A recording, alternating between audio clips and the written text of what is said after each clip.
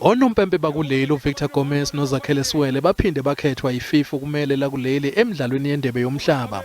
Laba sebesebenze ndawonye isikhathi eside emidlalweni eminingi yakuleli baphinde badlalisa umdlalo wamanqamu eAFCON ka2022 kanye nomdlalo weCAF Champions League yanonyaka.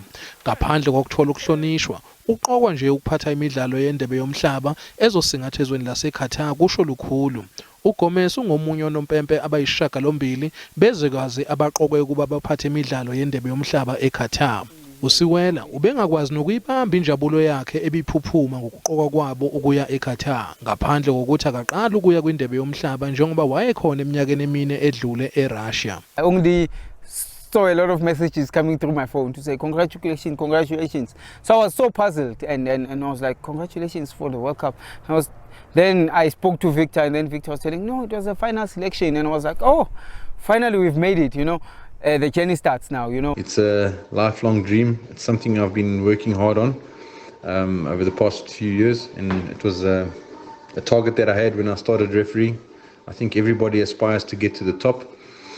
So it's been a journey, and yeah, in a month or so we'll be on our way to Qatar.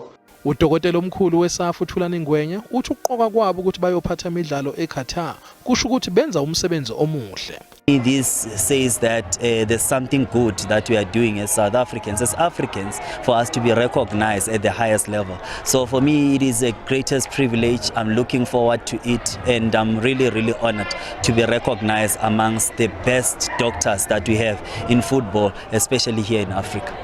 Bobabili bathi bazokwenza kusemandleni ukumelela kuleli kanye nezwekazi. Bobathathu bazolifulathela la kuleli balibhekise eQatar ngesonto elizayo njengoba imidlalo yeNdebe Yomhlaba izoqala mhla zingama-20 kwephezulu.